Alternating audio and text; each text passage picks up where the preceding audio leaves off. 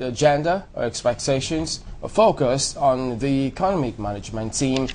Well, this time we're joined by Frank Wike Jr., who is the Director General, Nigeria Economic Summit Group. That's NESG. Thank you for coming on this morning, sir. Thanks, gentlemen. Well, it's interesting. The economic management, the group, this morning, only this headline, those who will interpret it differently, what the president says, tighten your seatbelt, tighten your belts. I keep saying seatbelt. Tighten your belts, Nigerians. Some time ago, the last time they heard this, when some economic policies were being formulated, it just kind of didn't sit properly with a whole lot of people. But from the NESG's perspective, the economic management team, how optimistic should we be? Well, I wish that question was a little clearer. In terms of what they will achieve. Well, the economic management team, it's not new, okay? I believe that in the cabinet in which I served, I think that was probably the first time that there was this concept of a core team of members of the federal cabinet who were focusing on economic management. And so it appears that this tradition has continued, and I think it is something that is good, is right, and should be supported. Of course, I think that, on a general note, I think we have a fairly good cabinet. Contains some of Nigeria's best and brightest. And of course, the core team, of course, has been announced by the president in terms of from an economic management perspective.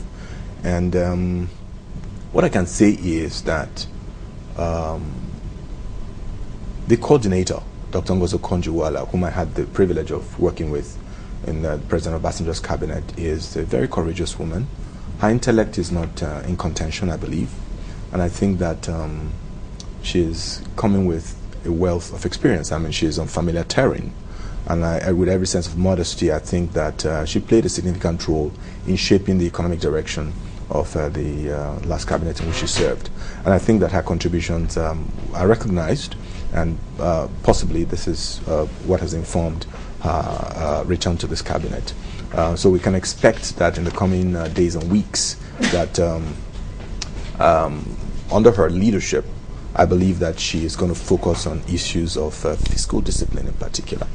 Okay, because at the present time, we do know that there's a lot of distortions in the economy, and I think that this is something she's going to have to really deal with clearly. Okay, let me comment here, because yesterday we had a handful of economists on the program, and one of them opined that the economic management team is too huge, is too bogus, is too big a size for us to manage the economy, that you don't need everyone to represent every sector of the economy to let it to go on. Being someone who heads the Economic Summit Group, how does it really work? Do you really need a representative from every sector of our national life to really drive the economy? Well, I'm not so sure why, of course everyone is entitled to his or her opinion. But what I see as constituting the membership of the economic management team are ministers from core ministries. And I believe that a sprinkle of major private sector operators. You're talking about President of MAN, Chief Kola Jamodu, representing a very important sectoral group, the manufacturers. You're talking about Analiko Dangote, who is a member of the advisory board of the Nigerian Economic Summit Group, and perhaps Nigeria's single largest employer, and one of Nigeria's foremost entrepreneurs. So he wears the shoe, he knows where it pinches. It makes sense, absolutely, for him to be on that team. We're talking about someone like Atedo Peter Side, also a member of NESG's advisory board. First-class banker, and major entrepreneur. What I'm saying is that these are people who represent sectors of our economy that cannot be ignored. And so the bulk of the membership of the economic management team, in my view, is made up of ministers of core ministries. What it means clearly is that there is an understanding that there has to be a coordination of economic policies as it as it pertains to power, for instance, as it pertains to, say, works, as it pertains to petroleum the petroleum sector, as it pertains to, say, communication technology, because it's a major, it's a new area, it's a major growth sector. Those things are very important. You can't keep those guys out of that place. Let's talk a little bit about there has to be a coordination. Your group, the Yes. NESG. What are they about? Well, the NESG is a private sector-led think tank and economic and advocacy group. Okay, that is really what we're about.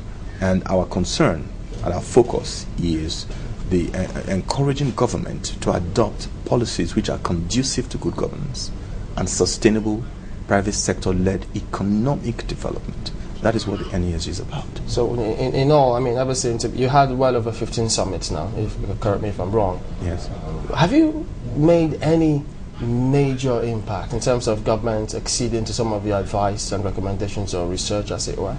Absolutely. I mean, we have a very robust relationship with government, and over the last 17 years of its existence, with every sense of modesty, I can say on this program this morning that there are very few policy reform initiatives that have either not been conceptualized on the platform of the NESG or indeed canvassed on the platform of the NESG.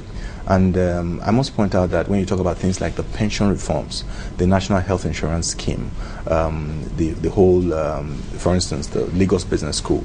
Lagos Business School came out of, that idea came out of the very first summit that the Nigerian Economic Summit Group organized. But more importantly, I think that one of the most important outcomes of the establishment of NESG is the provision of a platform for public-private dialogue. The fact that people in government and the private sector realize that, listen, in terms of economic development, whether social development, even political development, you cannot carry on in isolation. You must engage with the people for whom you make these policies. Okay? So the whole concept of visioning for this country. Let me come in here, sorry, let me come in here, because we'll talk about the NESG.